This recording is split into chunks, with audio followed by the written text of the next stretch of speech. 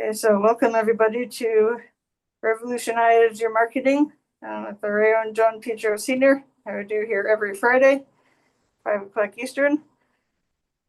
So we have a great guest today, so over to you, John. Thank you, Emily, and welcome, folks, to Revolutionize Your Marketing. I have a very interesting guest with me tonight. April, I'm going to mess up the last name. I'll just Weygand. leave it at April. Hello, and how you doing tonight? I'm fine. How are you? I'm doing great. Why don't you let people know who you are, where you're from, and how you got to do what you're doing? Oh, well, I'm from Saratoga Springs, New York, and I got to where what I'm doing now, not by a straight line. I like to tell people life is not a straight line. It goes in circles and it goes diagonally, it goes all over the place. So I used to be a teacher a long time ago, and after years and years, when I finally got my job, I realized it wasn't for me. And so, not knowing what else to do and being unemployed and trying to do a career change at the age of 28, I went to hike the Appalachian Trail. And when I got home from the Appalachian Trail, I actually moved home. I had moved to North Carolina for a few years, moved home after the trail, and I got a job in corporate thinking this was going to be it. And after a few years, I decided I was better off running my own business. So I sort of accidentally started a cleaning company. And I did that for 26 years. But all the lessons that I've learned, some of it had to do with bad bosses in the past, but a lot of the lessons on the resilience and keeping going and figuring out what to do next, I learned all that on the Appalachian Trail. And so I started telling stories of the Appalachian Trail to my staff. My poor kids grew up with stories after stories. And finally, I decided to put all those lessons down in a book, and I ended up writing a book about it, and that got published 3 years ago. So now I've sold my cleaning company.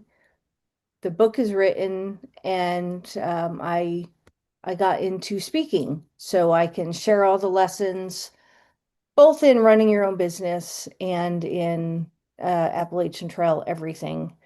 And that's what I like to do, help people with humanity and leadership. And it all comes back to the Appalachian Trail every single time. Hmm.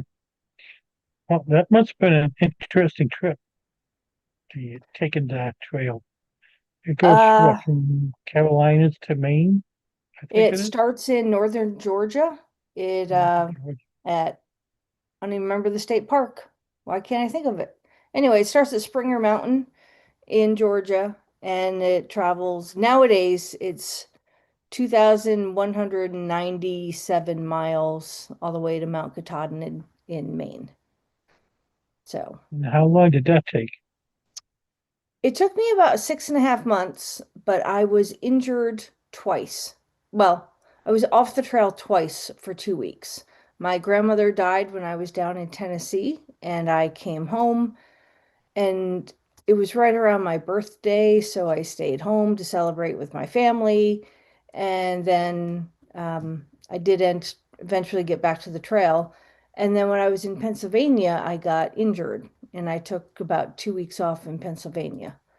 So nowadays, people will tell you exactly how many days they hiked. They're like, I hiked 157 miles. I have no idea how many days I've actually hiked, and I've never gone back to look at it. But in general, I started March 29th and I finished October 10th. Hmm. Sounds like it'd be an interesting walk. It is. I had no idea what I was getting into. In August of 1995, my 21-year-old cousin died in a house fire.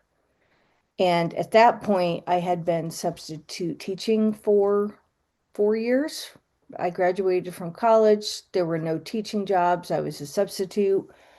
And I I subbed during the day and then I worked at the mall nights and weekends. And when I wasn't doing that, I was cleaning for somebody. And it was the same routine day in and day out. I was going out Friday and Saturday with the same friends to the same clubs, dancing to the same music we've been dancing to for 15 years. I've been that And way.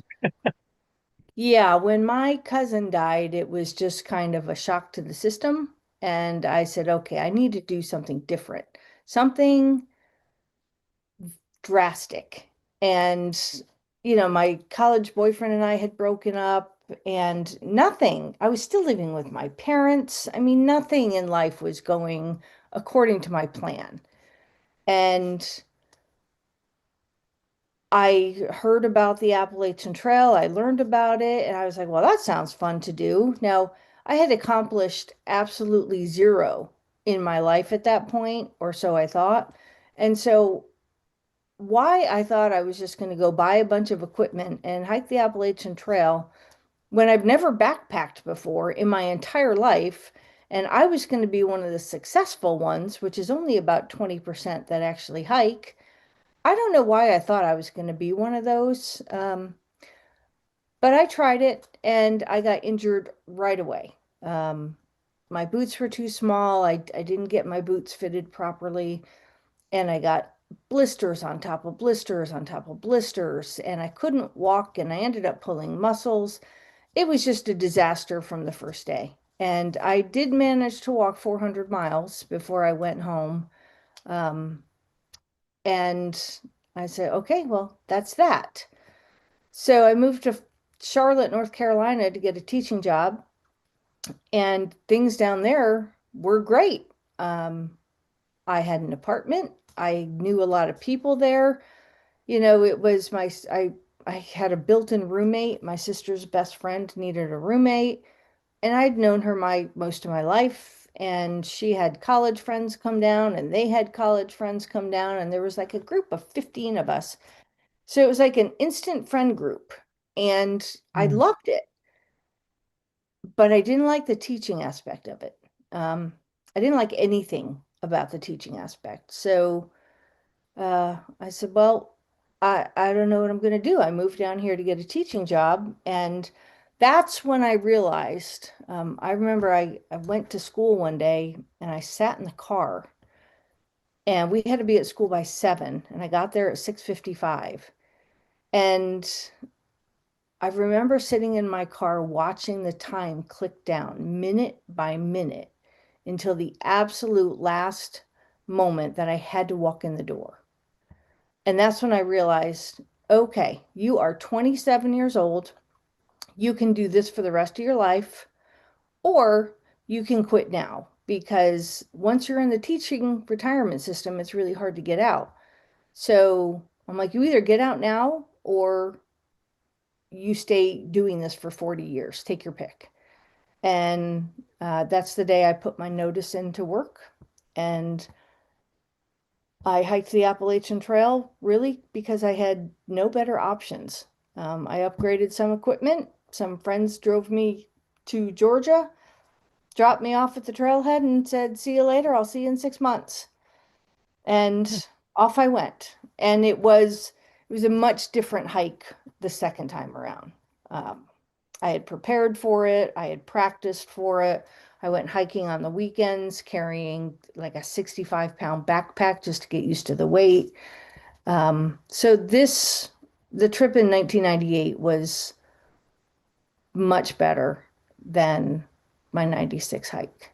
And it went well in the beginning. Yeah, It's always in the beginning. yeah.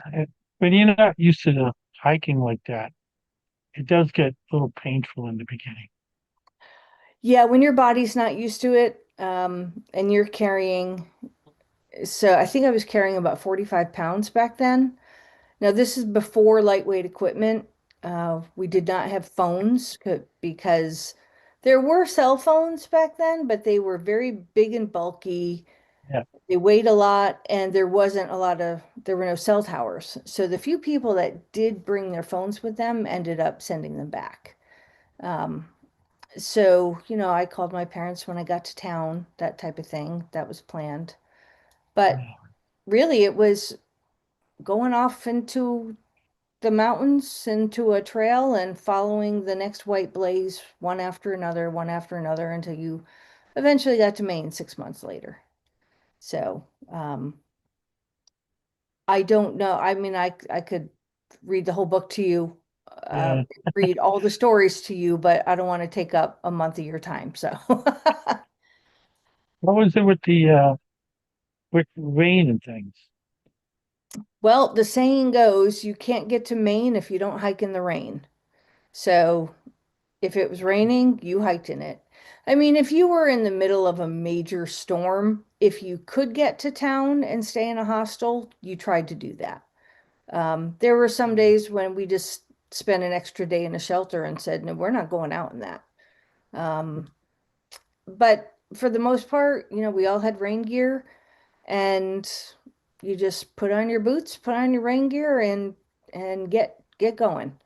So Yeah. nowadays they have, people wear trail runners that are a whole lot more lightweight. I mean, I had Italian Scarpa brand boots, and they were heavy duty boots. They each weighed about 2 pounds.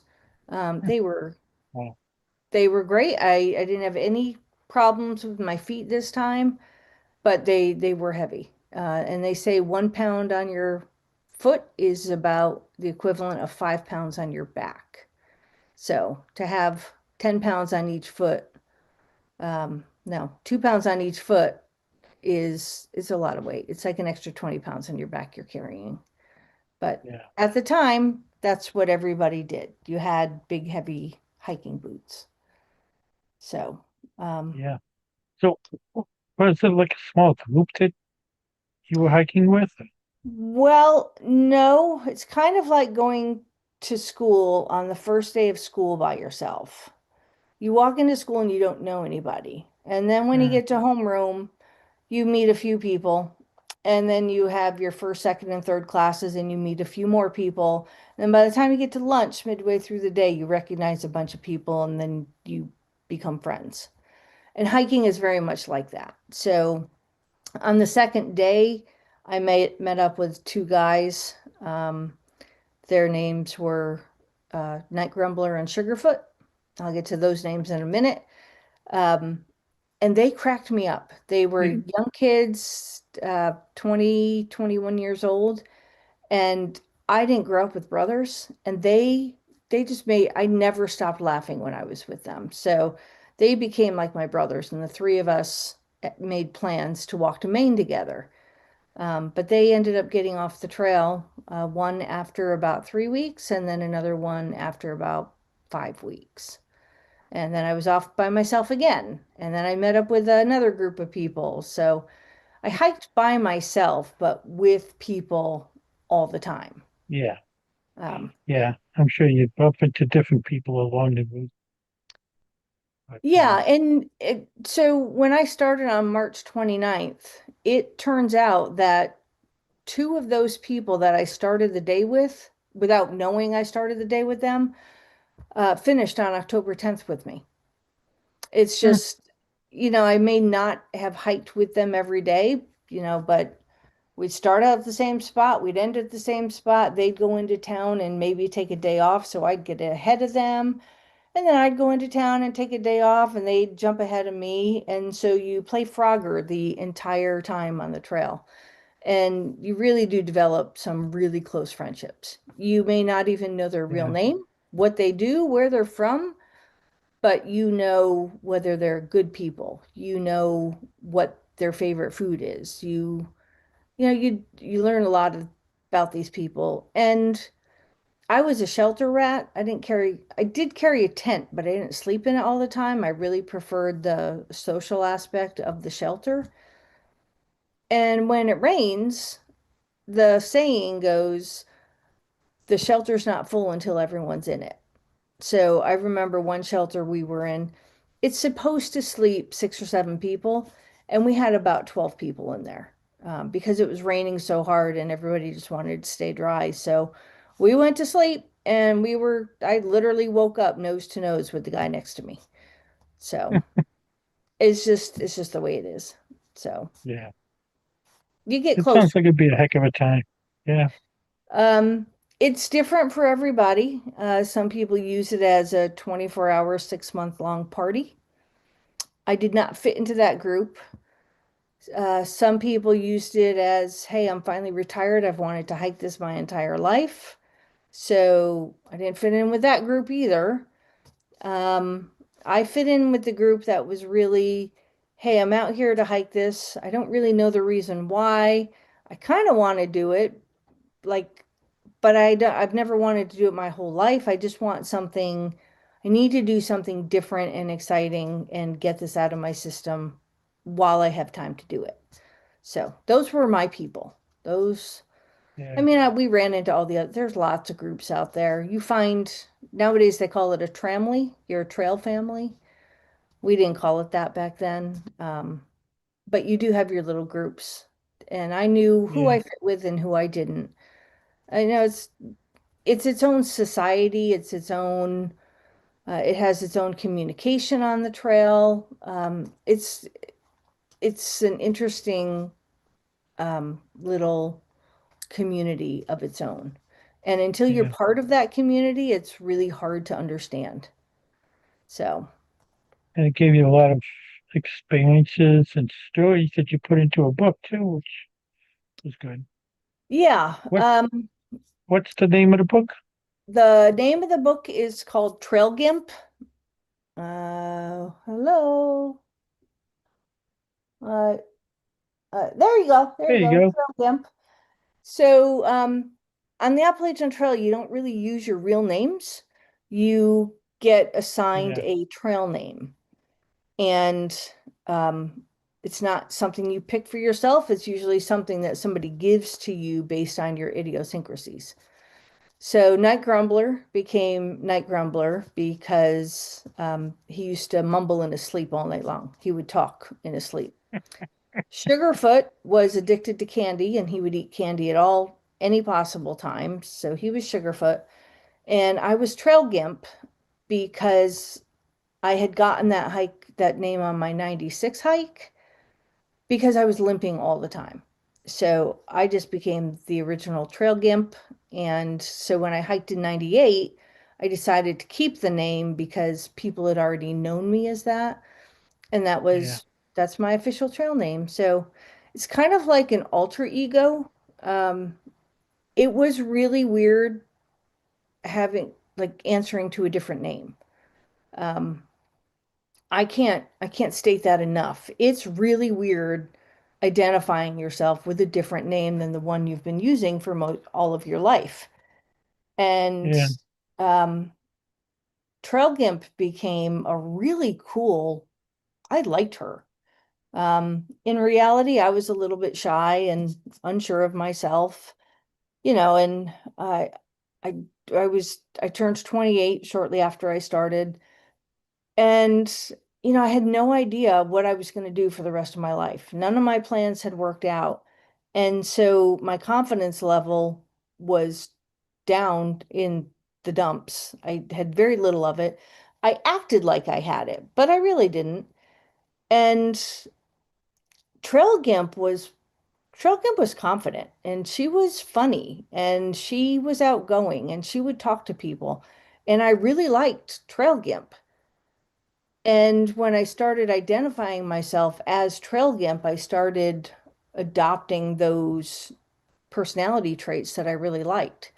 So the April that started the trail is a very different April that finished the trail in October because I started trusting my instincts. I started, if I wanted to eat in town and I was the only hiker around, I had to go eat by myself. And I know people who are 75 years old that have never eaten in a restaurant by themselves because they it's going to look like I don't know anybody. It's going to look like I don't have any friends. No, it just means you're hungry. You need to get some food. Yeah. So it really did alter a lot of my personality that I really wasn't too sure about, and it made me into somebody a whole lot more prepared for the life I would eventually lead. So it Yeah, was good. the biggest adventure I had was, I forget how old I was. I took a week with my oldest brother, sleeping in the back of his pickup truck.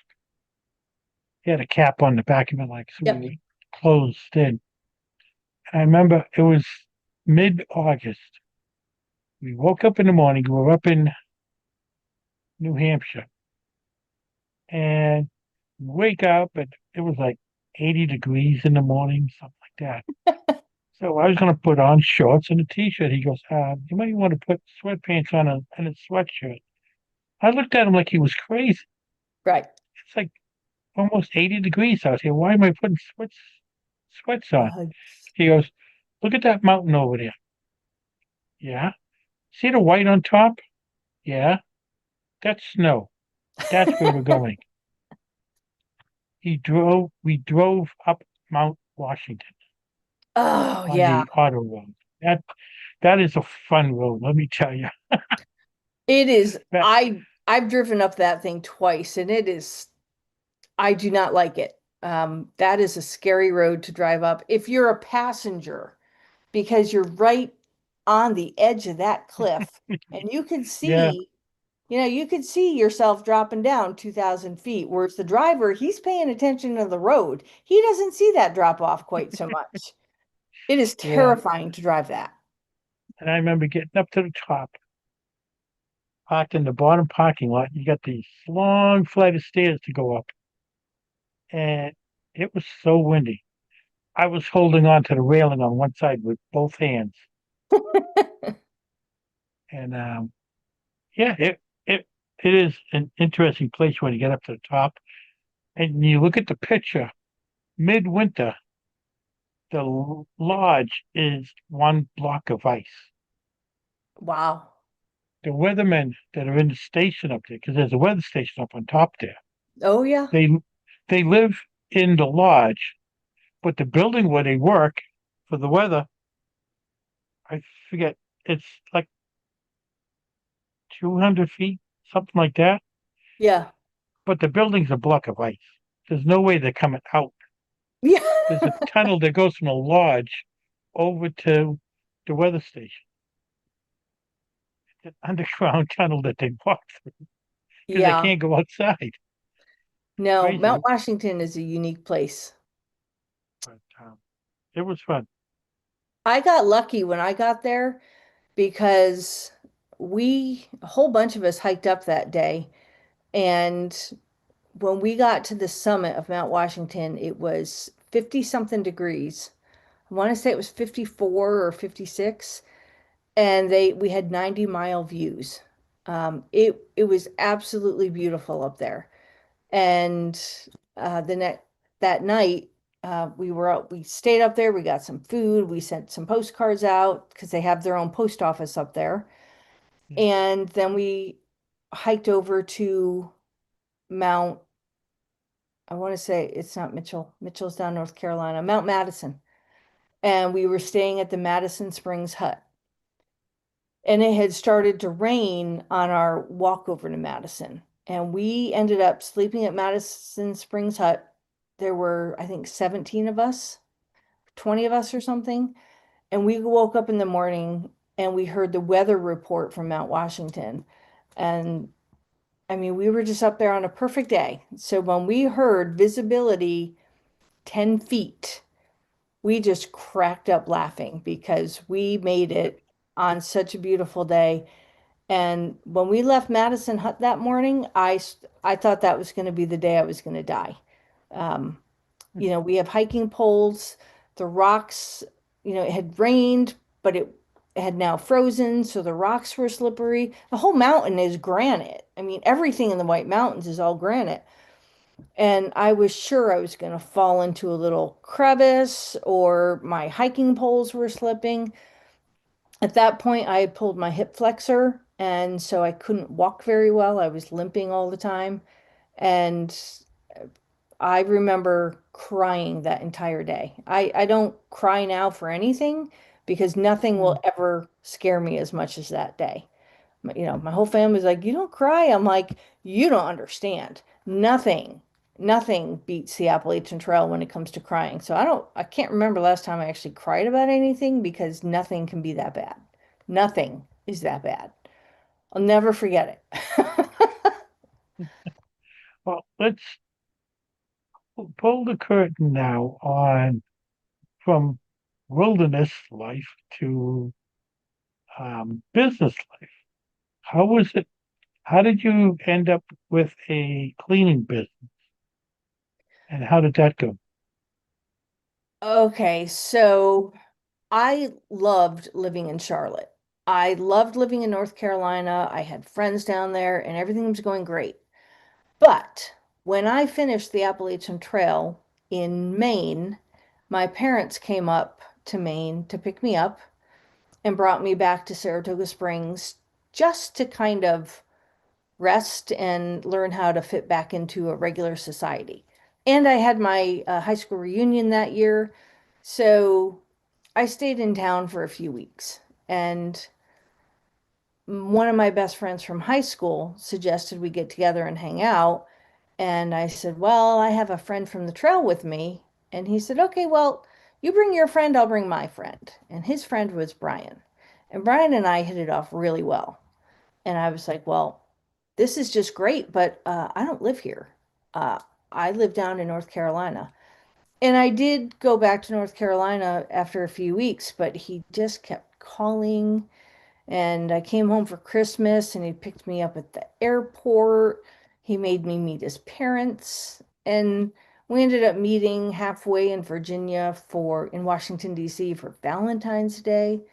So, and then my sister told me she was pregnant with her first child and I didn't want to be an absentee aunt. So I ended up moving home in April of 1999. And so when I came home, I didn't have a job and I didn't have a career and I had no idea what I was going to do. And I had just gotten a car because I thought I was going to stay in Charlotte and I needed a new car. So I had a car payment to make and not knowing what to do, I moved back in with my parents and somebody offered my mom a job cleaning an office. Now, cleaning is something we've done as a family. She and I have since I was about 5 years old. It was always a third or a fourth job. And I worked my way through some hostels along the Appalachian Trail by cleaning. Instead of paying, I could clean the bathroom. And um, so she didn't want this cleaning job. So I took this cleaning job. And it was one day a week, and it was enough for the month to make my car payment. And so I started cleaning. I did get a day job during the day. I worked in an office, and I was about to stop the cleaning when my Brian and I got engaged. And I said, well, the cleaning pays pretty well. Maybe I should keep it to save for the wedding. And then the cleaning job went from one day a week to 3 days a week to 5 days a week. I hired help to help me because I was still working full time. And I was there so often that I had people talking to me about business, and they're like, you could turn this into a business. So after about 4 years of doing both jobs, I left the other company and I started a cleaning company. And I did that for 26 years. And it's not something that anybody plans to do. Very few people plan to run a cleaning company. But I was really good at it, and I was really good with the clients, and I was really good with the staff. And so it just became my life for the next 26 years. So it's hard to plan. Yeah, sometimes you fall into things you don't expect to, like me Exactly. in this podcast. I wasn't planning to do a podcast, but uh, You never know.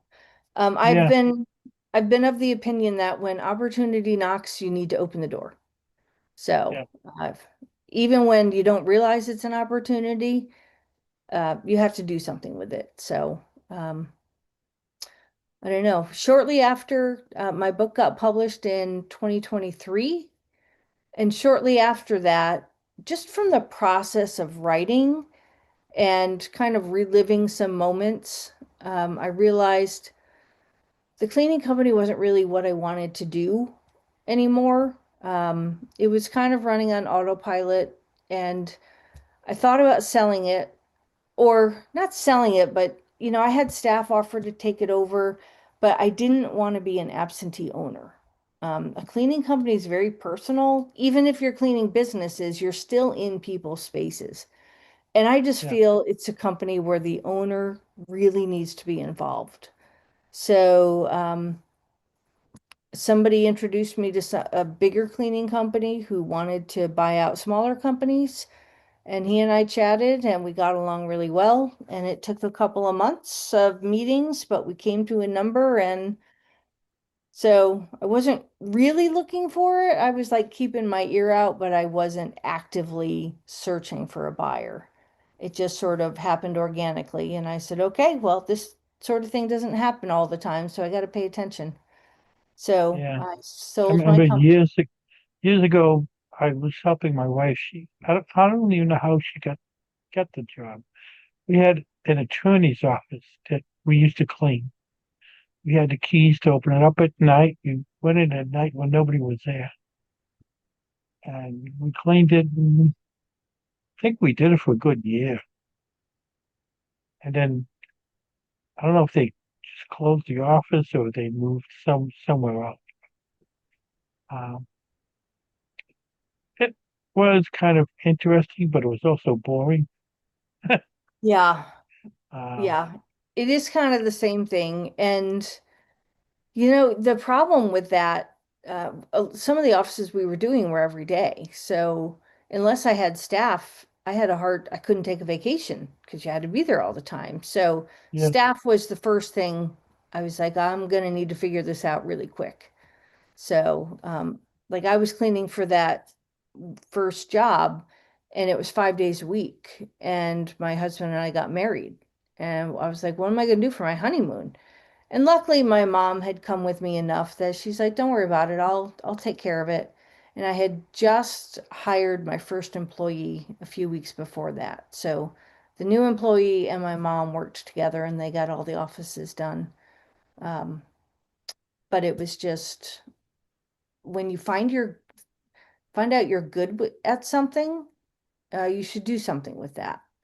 Um, it does help if you really love it. After 26 years, I stopped loving it. It was getting to the point where, I didn't really, we always cleaned, where it was as good as it could be. And it started slipping. I started slipping. I didn't care if there was, if it looked good enough. Because I could pick out things that other people couldn't. So I stopped cleaning to that standard. And I was like, this is the bad thing when I don't keep up my standards. And that's when I said, you need to sell this company. It's not bringing you the joy that it once did. And you need to figure out something else to do. So took me a while. But I figured out what I liked to do was teaching people, but not in a traditional classroom setting. I liked showing people possibilities and sharing stories. And so that's how I became a speaker, just talking about experiences, what brought me here, and how I can help them. How can I help you was always my big thing. Do you yeah, remember the movie yeah, uh Tom Cruise, Cuba Gooding Jr., the Show Me the Money? Do you remember that movie? yeah, yeah, There's yeah, a scene where Tom Cruise is trying to reason with Cuba Gooding Jr. and he's like, "Help me help you."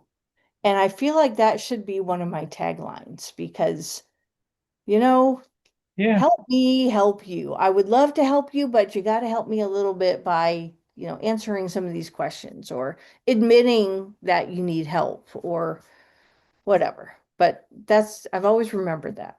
Help me help you.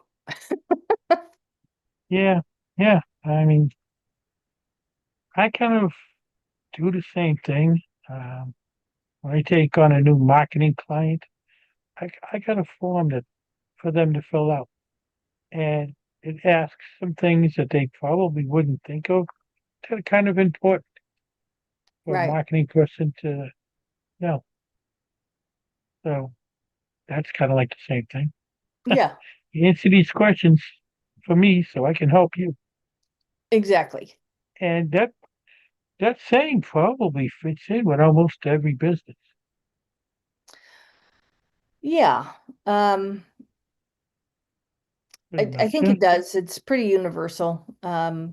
You have to have that servant attitude as a leader, though. Yeah, That servant leadership type of personality. I am not the leader that goes in and demands action and says, you need to change this, you need to do this. I found even just raising my kids that if they came up with the idea, they were more likely to do it. So, I took a lot of psychology in college in addition to my education classes. So I kind of could move their train of thought into what I wanted them to do, and it was their idea. Hey, why don't we clean up before we go get ice cream? So we would clean up the house, but it would come out of their mouth. So staff, I found out, was very much like raising kids. Um, Letting them come up with the idea and I was very big on staff participation. Okay, this is our problem with the client. I did not say, hey, you guys missed a garbage can. It was, okay, the client is saying we missed some garbage cans or it's not up to their standards. What types of things could we be missing that maybe we're not realizing it? Maybe we're not wiping down the kitchen counters enough. Maybe we're not yeah, scrubbing the sink and come up with all these possibilities. So that way the staff knew what to look for when they got to those offices so that they could clean it to the best of their ability or and to what the client standards were. So, but it was not me telling them what to do. It was them coming up with the ideas of, okay, what are these things we need to get done so the client remains happy? And yeah. So it's like you know what's got to change, but you're asking the question to them so they come up with the answer. right, kind of like an employer therapist, an There employee you go. therapist There's a type of new thing. job for you. That's a new job title for you. Yeah, it's if people think cleaning is so simple, and in when you think about it, you're emptying trash, you're dusting things down, you're cleaning the kitchen and the bathroom, and you're vacuuming and mopping floors. That's pretty much what you're doing. But I found out there's so many different ways that people do that stuff. And my way was very different from what a lot of my staff would do. So I had to train them all and show them this is what my clean looks like. And I imagine in corporate, it's very similar. I did hire an assistant and I was like, can you print me this report? Well, her report was nothing like the one I had pictured in my brain. And I was like, okay, let me tell you what I'm looking for. Let me show you something that I'm looking for. Oh, okay, okay. Well, I get that now. So I was a big Excel person. She doesn't like Excel. I mean, she does now. But, when you need to explain what you're looking for in order to get what you're looking for, otherwise you're not going to get it. You're going to get what they're looking for. Yeah, So communication is a huge part of it. Um, and I don't know. I ran my company very differently. I had, I don't know, I had a few different coaches and people telling me you need to, you need to set the standard as far as calling out sick, or, you can't be so nice. You can't treat these people nicely. They're your staff. They have to do what you tell them to do. I was like, yeah, but they are staff. They're still people. So yes, everybody needs to know Yeah. how to do everything. But if one person really loved scrubbing bathrooms and another person really loved dusting furniture, then let them work together so they could do what they like to do instead of making one do something she hates. I never understood that point of telling somebody to do something just because you're the boss. I'm like, the boss to me is leading your staff. It's not telling people what to do. The boss just doesn't mean you're in charge. The boss is you're in charge of everybody, and everybody has to do their job, and you're there to help them. So clearly, I like to talk about that. Yeah. Yeah. It's like, if you want your employees to respect you and help you, you need to treat them like they're human, not a robot. Right. Absolutely. And not just once, all the time. Um, when animals die, you it just it just happens. People lose animals, they lose family members. I mean, it's a cleaning company and most everybody worked part-time, but we still had a bereavement policy. And I would tell people, Yeah. hey, you have 2 days off or 3 days off or whatever it was for the type of family member. But we did have a girl who lost her dad. And I said, you get a paid week off for that. You have stuff to handle. You've got paperwork. You got a lot to do with that. If you're the one really taking care of that. So, and she had no idea, like it was in the manual. She never really read it. But as an employer, I felt like it was my duty to tell her, you don't have to worry about it. You don't have to worry about coming to work when you're grieving and you're not getting any sleep. So, she's a person and she worked really hard and she really deserved time and respect for that. So she got it. And the nice thing about it Yeah. is, people brought their friends, staff brought their friends and family members to work for us. You know, they were like, hey, come meet my boss. She's a good person.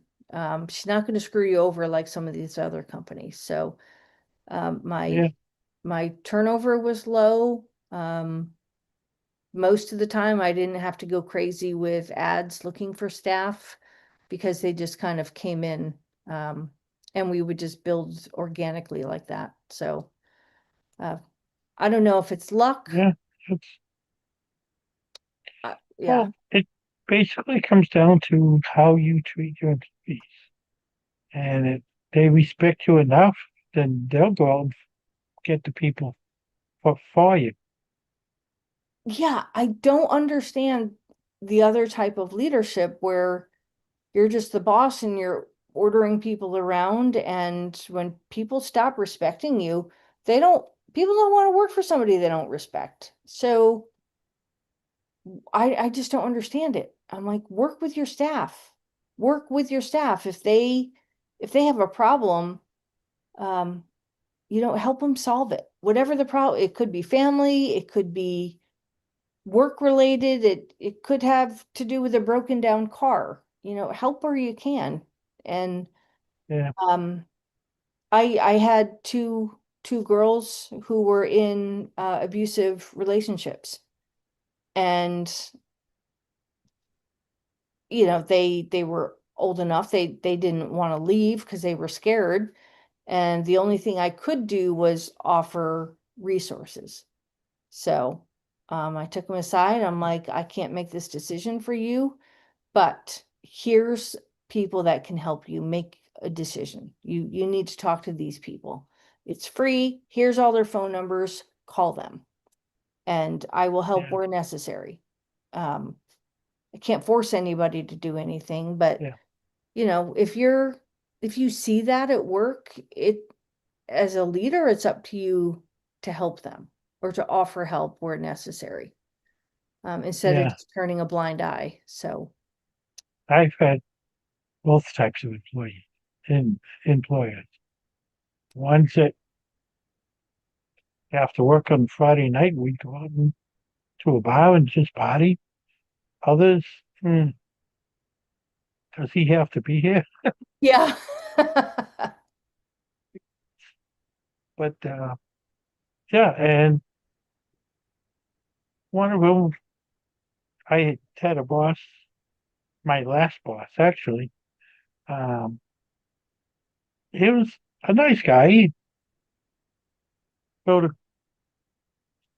employees would have cookouts. He'd go to the cookouts. He'd be probably your best friend, but let something go wrong at work, Oh, and he'd come down like a brick wall. So it's like, okay, do we socialize with them? Do we not socialize? right. I don't understand the bosses that come down with the F word all the time with all the profanity. Um, I have nothing against the F word. I don't like it. It does slip out of my mouth when I'm in a rotten mood every now and then, but I don't believe it has a place in the workplace. And when that's the only word that you can yell at your staff because somebody screwed up, um, I hear it from other people, and I'm like, I just don't get it. Like, use some vocabulary. Figure out some new vocabulary that makes sense other than yelling at your staff with profanity at the top of your lungs because you're totally out of control. I just don't get it. Yeah, And that's what this manager did one time. I was working customer service, and I was pretty much the boss on the weekends. And something happened one weekend, and he comes in, and the only way to say it is the way he said it. He said, I was a piss poor manager. And that's why my drivers don't listen to me. I looked at him, I said, what are you talking about? Everything gets done on the weekends, doesn't it?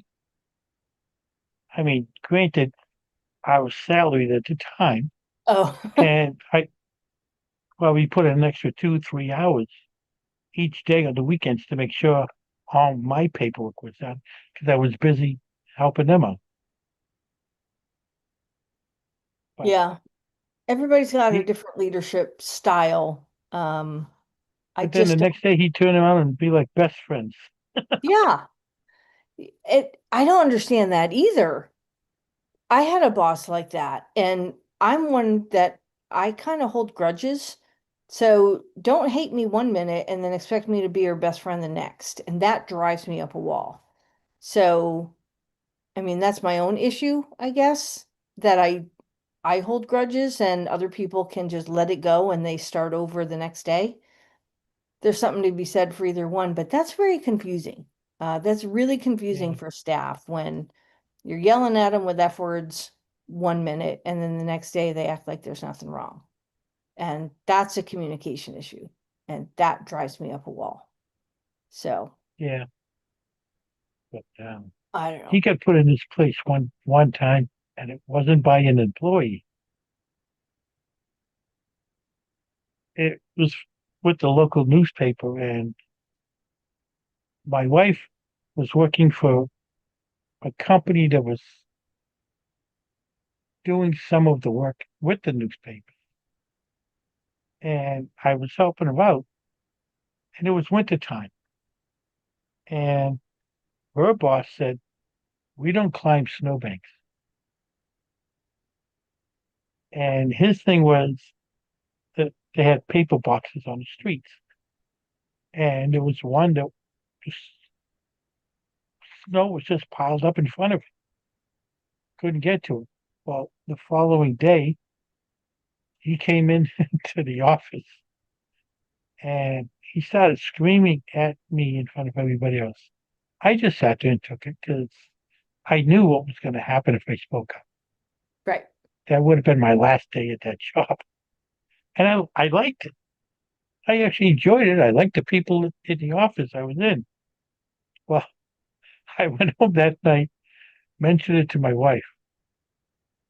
The next day, she called up and she let him have it. Because number one, he works for me when he does that, not you. And I don't work for you. If you got a problem, call my boss. Because he Right. told us, don't climb snowbanks. Right. He got put in his place and it wasn't by an employee. I But don't understand why it's so difficult for some people to admit that they're wrong.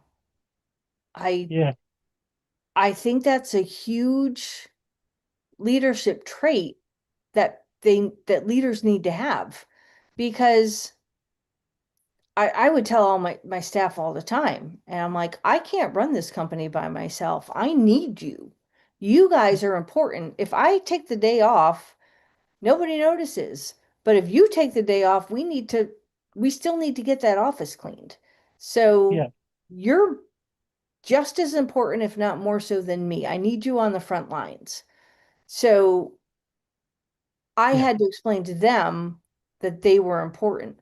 But if a client told me something and I forgot to relay that information, then the staff would, the client would yell at the staff or, tell me that the staff forgot to do something. And I was like, no, no, no, no, no, you told me and I forgot to tell the staff. This is my fault. It's not the staff's fault. Please don't yell at them. They didn't, I forgot to mention it. Sometimes clients would call with an extra request like, hey, we're gonna have some VIPs in. Can you really, polish the conference room or I don't know. One of my first jobs, Tuesdays was bagel day in the kitchen. So you had 100 employees going in getting bagels all day long. So poppy seeds, everything bagels, all that, just everywhere. And um, I took it upon myself as the cleaner to make sure that that toaster oven was emptied of crumbs because nobody's going to take that on themselves. And if I didn't do that, there definitely would have been a fire in that place because there's so many bagels in so short a time. So, but if I forgot to tell staff, hey, yeah, that's our responsibility. We need to clean out the toaster. I mean, no other cleaning company does that. So I had to train them for that. But if I forgot to mention it yeah, because I think it's common sense, yeah, I'm like, yeah, that's my fault. It's not their fault. I forgot to tell them. So, and just, I don't know, admitting you're wrong, it just shows that you're a grown up, I think. yeah, I don't understand yeah. why people have a problem with it. It doesn't it doesn't reflect badly on your leadership if you admit that you screwed up. I I, I don't know why people have a hard time with that. They Yeah. just don't want to be wrong. Well, we're coming up to the end of the show. If Oh my. people, I know time flies when you're having Time fun. flies. Yeah. If people want to get hold of you, how can they get a hold of Oh, it's simple. So my name is April Weygand, and my website is aprilweygand.com. Weygand is spelled Weygand, and my book is called Trail Gimp, and that is available anywhere online. Amazon, you could order it through any of the stores. If you're in Saratoga Springs or Bennington, Vermont, you can pick it up at North Shore Bookstore. They have it on their shelves. Um, you could send me a note through the website, and I can even send you a personal copy if you'd like. So it's a fun book to read. It's not dry. It's fun. I bring the reader along with me so that they can experience the highs and the lows. I was missing for 2 weeks when I was in Pennsylvania. I knew where I was, but nobody else knew where I was, so they thought I was missing. So that's a fun little chapter in there. My poor mother, my poor parents. I don't know. but somehow they let me hike. Best thing Yeah. ever.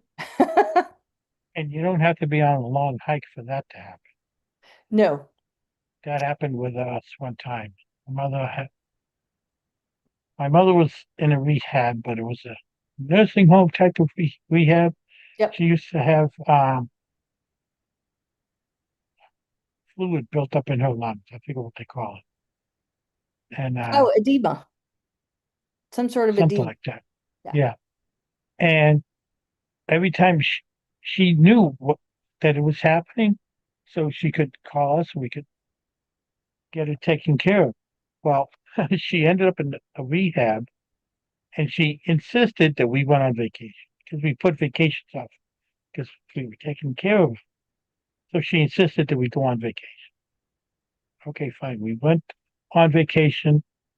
Everybody I worked with, everybody in the family knew exactly the location where we were going to be. Okay. What happened is um, my mother passed away that week. Oof. Everybody knew where we were going ahead of time. Right. Nobody could think of it. My sister in Maine even went so far as to call the New Hampshire State Police and said, they're staying at a resort, but I don't know what resort they're staying at. Oh, Well, there's a lot in New Hampshire. yeah, they started up north and they worked their way down. They stopped at the one just before us. Oh, wow. It wasn't until we went to leave because our cell phones didn't work up there. Right. Nobody could get a hold of us. As soon as we pulled out of the resort and we going down the highway, my nephew came up and stayed with us too. He pulled over, so I pulled over to see what was going on. He said, you need to call somebody because my phone lit up like a Christmas tree. And I looked at mine and said, crap, mine did too. They're trying to call us, but they couldn't get through. Yeah. But luckily, my sister knew what to do until I got back. So, Well, that's good because that Yeah. could have been terrible. Was terrible, yeah, but could have been made worse. yeah. And I let that nursing home have it afterwards. I said, me and my wife took care of her. We knew this was coming up. You're here with all these nurses and doctors, and you couldn't help her. Right. Yeah, I can imagine. All right. Well, thank you for coming. It Well, was thank you for having very me on. This enjoyable. was fun. This was a lot of fun. And you're welcome to come back anytime you want. All right. Will do. And Keep me anybody's on the interested, emergency list. all right, will do. If anybody listening is interested in coming on the podcast, just go to my calendar link. It's calendly.com/Mill City Marketing MA. And you'll see a tab on there for a one-on-one. We can have a discussion first. And there's another tab on there for this time slot. If you want to just hop on, if you want to get hold of me, my website is right above me here, millcitybusinesshelp.com. Business only has one S at the end. Don't ask. Uh, I looked it up. It's but true. it is unique. Um, my email is millcitymarketingma@gmail.com. You want to get a hold of the show? Emily, tell them how they can do that. What was your question? How can people get a hold of you if they're interested in anything that you guys offer, which is a bunch? So if you want to get a hold of me, Emily, can contact me at 608-886-9801 or through LinkedIn. Or Facebook. I'm on the social medias and stuff too. So everybody. So thank you for tuning in, folks. If you're watching the replay, on my YouTube channel, please like and subscribe my channel, and you'll get notified when new ones come out. I'm here live at 5 Eastern Time every Friday. Thank you, April. It's been a pleasure. Thanks very much. I appreciate it. Have a good weekend. You too. All right. Bye-bye. Thank you, Emily. Thank you, Emily.